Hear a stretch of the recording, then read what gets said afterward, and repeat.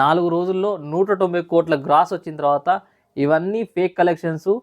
చిరంజీవి ఆచార్య movie disasters movie చూసి ఆయనకంత stamina లేదు, లేపుతున్నారు కావాలని. వెంకటేష్ గారు కూడా కావాలని భజన చేస్తున్నారు. అండ్ అనిల్ రావిపూడి కూడా కావాలని ఎక్కువ ప్రమోషన్స్కే ఖర్చు పెట్టాడు.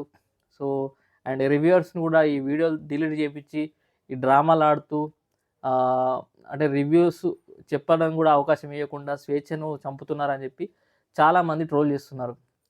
రివ్యూస్ అండ్ రేటింగ్ మన బిగ్ బుక్ మై షోలో కూడా సో ఆ నెగిటివిటీ ఏదైతే అంటే చాలామంది కావాలని తక్కువ అంటే రేటింగ్ తక్కువ ఇస్తారేమో అని చెప్పి కోర్టు నుంచి ఆర్డర్ తెచ్చుకొని ఫస్ట్ రేటింగ్ ఇవ్వడమే తీసేసారు బుక్ మై షోలో మనశంకర వరప్రసాద్కి.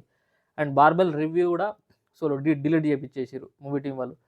సో ఇట్లా జరగడంతో చాలామంది నిజంగానే మెగాస్టార్కి ఆ కలెక్షన్స్ రాలేదని అనుకుంటున్నారు. కానీ మీరు ఈ 2-3 సినిమాలు ఆయన మనశంకర వరప్రసాద్ కన్నా ముందు రిలీజ్ అయిన 2-3 సినిమాలు చూసి మీరు జడ్జ్ చేస్తున్నారు. కానీ ఆయనకు ఫ్యాన్ బేస్ స్టార్ట్ అయింది ఇప్పుడు కాదు, కొన్ని సంవత్సరాల క్రితం.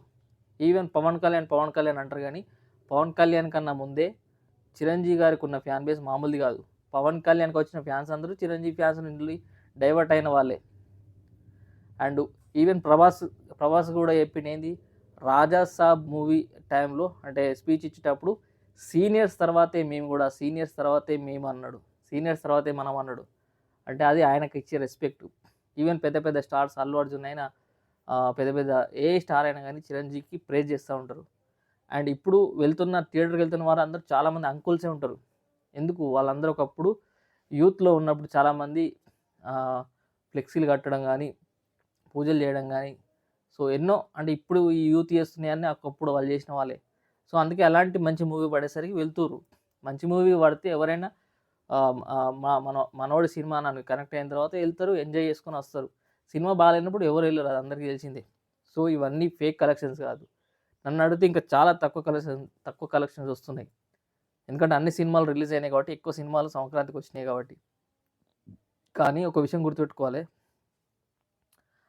ఆయన గురించి మాట్లాడేంత మనకు లేదు. కానీ ఒక విషయం గుర్తుపెట్టుకోవాలి ఏంటంటే 70 years వయసులో ఫిజికల్గా చాలా స్ట్రాంగ్ ఉన్నాం ఎవరైనా కానీ. 70 సంవత్సరాల వయసు ఉన్న వ్యక్తి అవన్నీ స్టంట్స్ చేస్తూ సో యాక్టింగ్లో ఎక్కడ కూడా తగ్గకుండా త్రూఅవుట్ ఫిల్మ్ ఎంటర్టైన్మెంట్ చేయడానికి కృషి చేసింది ఆయననే.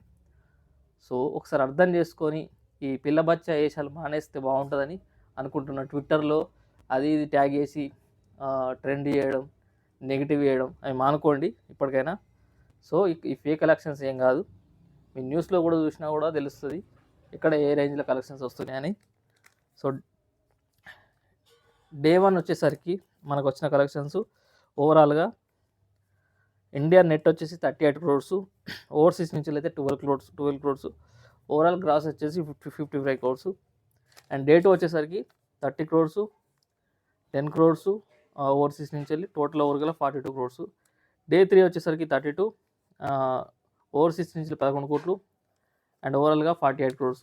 డే 4 వచ్చేసరికి 24 crores అండ్ ఓవర్సీస్ నుంచి 8 crores, ఓవరాల్గా 45 crores. అండ్ ఓవరాల్గా ఈ 4 రోజుల్లో ఇండియా నెట్ 124 crores, ఓవర్సీస్ నుంచి 41 crores, ఓవరాల్గా 190 కోట్ల ప్లస్ గ్రాస్ వచ్చింది. సో ఇది మనశంకర వరప్రసాద్కి సంబంధించిన 4 days కలెక్షన్స్. సో ఎవరైనా చిరంజీవి ఫ్యాన్స్ ఉన్నా అండ్ పవన్ కళ్యాణ్ ఫ్యాన్స్ ఉన్నా కూడా వీడియోని లైక్ చేసి హైప్ ఇవ్వండి. సో ఎందుకంటే ఫేక్ కలెక్షన్స్ అని ట్రెండ్ చేసే వాళ్ళకు ఇది ఒక గుణపాఠం లెక్క కావాలి. ఎందుకంటే ఎక్కువ నెగిటివిటీ ఉన్నప్పుడు పాజిటివ్ని ఎంకరేజ్ చేస్తేనే బాగుంటుందని. సో ప్రతి ఒక్కరు వీడియోని లైక్ చేయడం అయితే మర్చిపోకండి. హైప్ ఆప్షన్ ఉన్నా హైప్ ఇవ్వకుండా పర్లేదు, కానీ అట్లీస్ట్ లైక్ చేయడానికి అయితే ట్రై చేయండి. Thank you.